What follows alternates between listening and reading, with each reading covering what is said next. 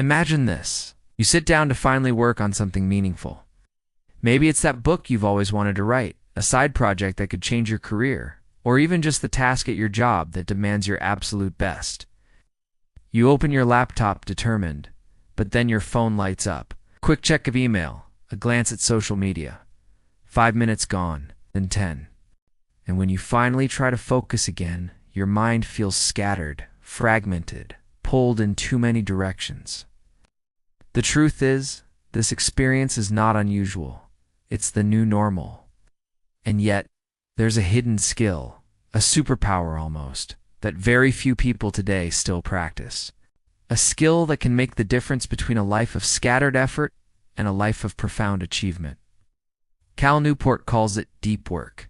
And in the next 20 minutes, we're going to unpack how you can use this simple but powerful discipline to reshape not only the way you work, but the way you live.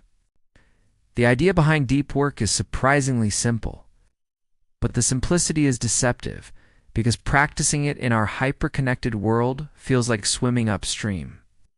It matters because while the world becomes noisier, more distracted, and more superficial, the ability to go deep, truly focus without distraction on a cognitively demanding task has become both rarer and more valuable. The modern economy rewards those who can learn quickly, produce at a high level, and think in ways others can't. But none of that is possible when your attention is split into fragments. Newport argues that deep work is like a muscle. Neglect it, and it atrophies. Train it, and it grows stronger, capable of extraordinary things. He contrasts it with shallow work emails, meetings, busy work, scrolling. Work that makes us feel like we are redoing something but rarely moves the needle in a meaningful way. And when you look closely at your own days, you may realize just how much of your time is consumed by the shallow. That's the tragedy, but also the opportunity. To begin making sense of deep work, let's look at the first lesson. Its value. Newport breaks it down into what he calls the deep work hypothesis. That the ability to perform deep work is becoming increasingly rare at the same time it is becoming increasingly valuable. In other words, the better you get at focusing without distraction, the more you'll thrive. Imagine two knowledge workers in today's economy. One spends their days in back-to-back meetings, endlessly responding to emails, reacting to notifications, multitasking. At the end of the day, they've been busy for 12 hours, yet they can hardly point to a single thing of lasting value they've produced. The other worker deliberately carves out 2 or 3 hours a day of uninterrupted focus. During that time, they produce research, write code, design solutions, craft strategies. By the end of the week, the difference is staggering. One has been busy, the other has been effective. Newport points to historical examples to make this vivid. Carl Jung, the psychiatrist, built a stone tower in the Swiss countryside where he retreated to think and write. Bill Gates famously took think weeks where he isolated himself with nothing but reading material to spark new ideas. Even in a world less distracting than ours, the greatest minds understood that depth was essential to breakthrough thinking. Now, why does this matter for you? Because whether you're a student, a professional, or someone chasing a personal dream, your output is determined not by how many hours you spend working, but by the depth of that work. A single hour of true focus can equal an entire day of scattered effort. It's the difference between dabbling in many things and mastering one, between wishing for progress and actually achieving it. But here's the catch. Depth isn't natural anymore. The world conspires against it. We live in what Newport calls a culture of distraction, and our brains, conditioned by constant inputs, actually resist going deep.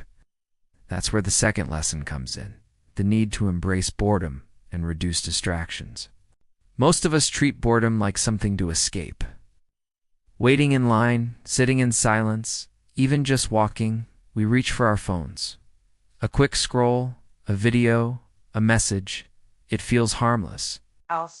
But over time, what we're doing is training our minds to crave novelty, to resist stillness, to panic in silence.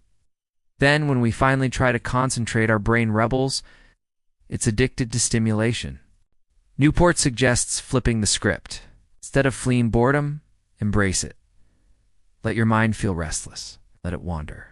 Practice resisting the urge to reach for a quick fix of distraction. It's Focus ISNT just about what you do when you're reworking it. It's about how you train your brain when you re-not. Just like a muscle grows when you stress it, your ability to focus grows when you resist distraction. He offers a striking practice. Schedule your distractions. Instead of allowing your phone or email to dictate your attention, choose specific times to engage with them. For example, instead of checking email 20 times a day, check it 3 times deliberately. The rest of the time, allow yourself to feel the discomfort of not knowing what's happening online. At first, this feels impossible, but gradually, you begin to reclaim your attention.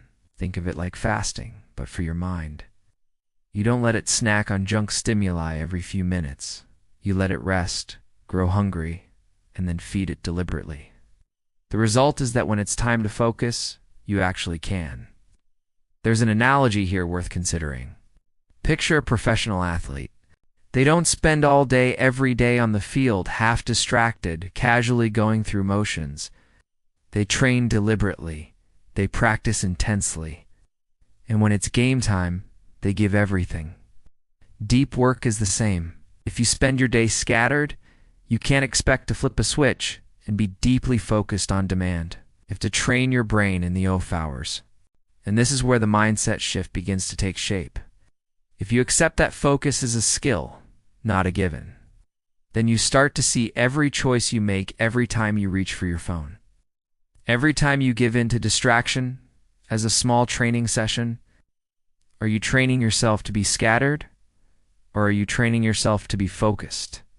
The answer, repeated day after day, shapes not only the quality of your work, but the quality of your life. We'll go deeper into how to structure your environment, how to build rituals of focus, and how to apply the principle of intensity over hours in part 2. But before we pause, let's take a moment to make this practical. Right now, pick one task that matters to you.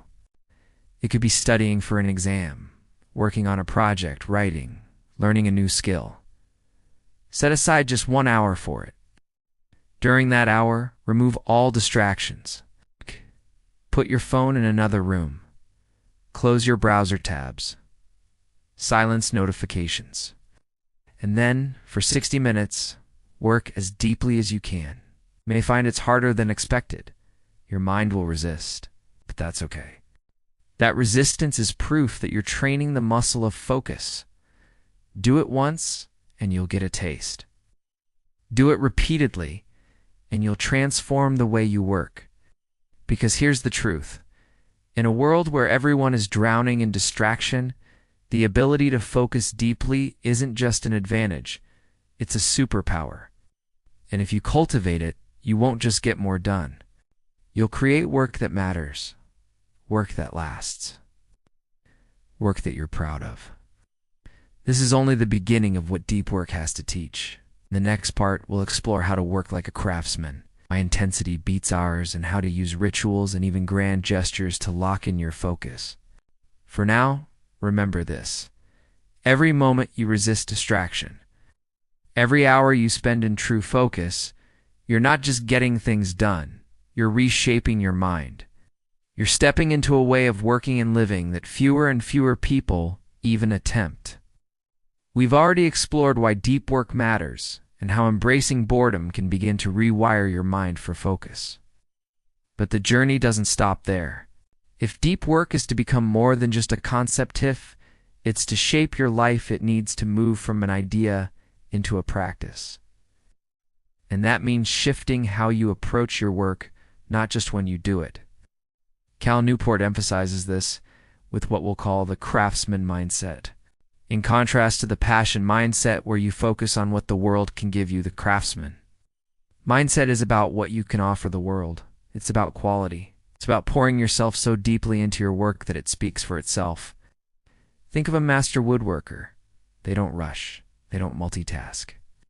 Each cut, each joint, each finish is deliberate. It's not about spending 12 hours with a saw in hand. It's about the intensity and presence brought to each movement. Newport argues that the same principle applies to knowledge work. It's not the hours that count, it's the depth of those hours. This is where we often get it wrong. We equate long hours with dedication, staying late at the office, always being available. But deep down, we know that hours don't always equal output. Sometimes the person working fewer hours but doing so with deep, undistracted focus outperforms everyone else. That's the craftsman approach. Fewer strokes, greater precision. So ask yourself, what would happen if you applied that mindset to your own work? Instead of chasing hours, what if you chased intensity? Instead of measuring how long you worked, you measured how deeply you worked. That's not just a strategy. It's a redefinition of what productivity means. Newport illustrates this with the idea of the 4-hour deep workday. Research suggests that most people can sustain true high-quality deep work for about 4 hours a day. Beyond that, the returns diminish. So rather than trying to fill 12 shallow hours, imagine stacking 4 hours of true intensity. Over a week, over a year, the compounding effect of those focused hours dwarfs what most people produce in scattered busyness. Now, if this sounds simple, it's not always easy, because deep work requires friction. It requires you to battle distraction, to resist the urge to scatter yourself thin. This is where rituals become powerful. Just as an athlete prepares for a game or a musician tunes their instrument, you can create rituals that signal to your brain, it's time to go deep. A ritual might be as simple as always working in the same place at the same time.